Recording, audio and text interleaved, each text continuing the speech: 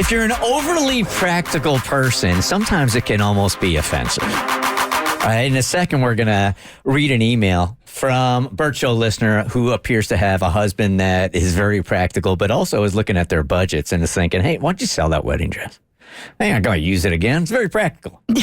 Thousands of dollars for that. But I think I've been found guilty of this in the past also. It's just like there are some things that are time savers and they're practical, but it just is sort of offensive. Like I don't really understand why you have to put a birthday card in an envelope.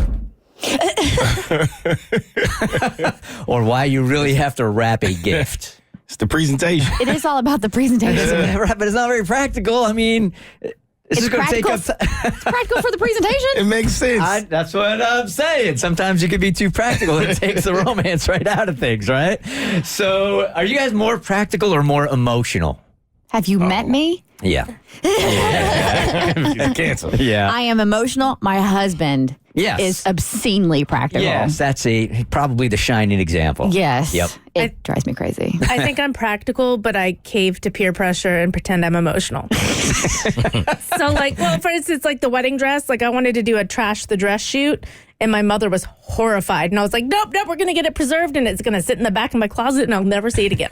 Here's a great example that you brought up to me. You know what? When I do write cards, I type them out, and then I will put, because my handwriting sucks so bad that if I write a card, you're not going to know what I'm saying. You have no idea what I'm saying. So I type it out and I put it in the card, and then I'll sign the card like Love Bert or Love Dad or whatever. You think that's horrible because it takes the personal touch out of it. Yeah, because, that's not practical to me because you have to sit down with a laptop, type it out, print it, fold it up, then put it in the card when you could just I would literally rather have 3 scribbled lines than a paragraph Really? of typed text because it just shows that you I hate handwriting, so if you sat down and wrote a card, I'm assuming you probably hate it too. That means something to me. You suffered for me. Yeah. So, okay. So the value is in my suffering, not what you're actually getting? Yes. Because the words are the same. Yes. That's more of a sacrifice because I'm doing something I don't want to do. That's BS. No, not to me. It's not. It is, but I get it. It is, for sure. I'm way more practical. Yeah. I wish I could be more emotional at times. I mean, my family always tells me that too, but I've always been more practical. So maybe this guy is pretty practical also, or maybe he's just looking at his budget and saying, maybe you should sell that wedding dress. Here's the email. Hey, Bert Show fam. I need opinions from both former brides and grooms because my husband and I are not seeing eye to eye on this situation. So we got married a year ago. It was a beautiful wedding, and it was absolutely everything I dreamed the day would be. An entire year later, I still watch our wedding video and look at pictures at least once a week. I just don't want to ever forget how beautiful and special every detail of the wedding day was. While my husband will watch it with me if I ask, he seems less nostalgic about the day than I am. One of the things about the day that I think was so perfect was my wedding gown. It wasn't a cheap dress, but it was worth every penny. It was so beautiful, and I got so many compliments on it. Well, my husband has a distant family member who also loved the dress. She contacted my husband and said that her daughter is getting married later this year. She showed her daughter a picture of my dress, and she loves it. This future bride and I are about the same size, so she's asked my husband if we would be willing to sell the dress to them. Brand new, the dress was $4,000. She has offered us $2,000 for it. My husband already told them yes. Oh, no, he didn't. Dead man walking. He assumed I'd be all about it. You know what happens when you assume.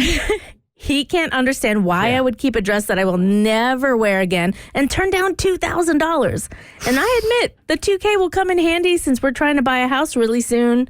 That said, it's my wedding dress. Oh, this dude. I don't know that I could or would get rid of it. So what would you all do? Would you accept money for a wedding dress that would otherwise just sit in a box forever? That's not even the issue anymore. No, it's not. It's not even the issue anymore. The issue is dude just going, yeah, you can have it. I mean, it's just a wedding dress.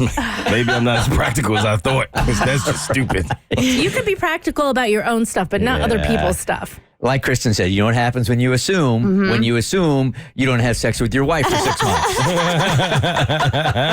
That's what happens here. Wow, what an idiot. All right, so let's attack this in 2 ways. I mean, It just goes without saying that dude is completely and totally wrong for volunteering the dress without asking his wife. That's That's a given. That's a non-debater. Yeah. So let's just say that they were in really tough times, right? And he comes to her and he says, hey, can we put your wedding dress up for sale? Because we could really use the cash. Sure, if we can also put your PS5 up for sale. What? Whoa.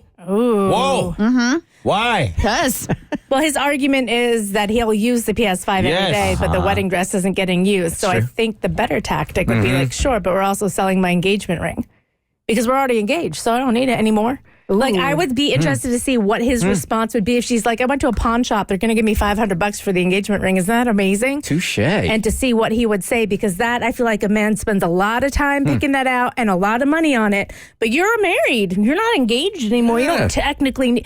We're doing a bluff, Kristen. We're not actually going to sell. No, I know. Because you have your wedding ring on. Yeah. So you don't need the engagement ring to prove that you're, you have a wedding ring. I didn't even know that was two different rings to right now.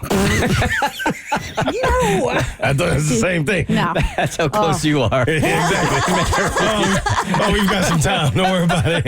All right, so across the board, I mean, we don't got to spend a lot of time on this. Dude is just wrong in every way, shape, and form, right? Yeah, he's wrong. Okay. The Bert Show.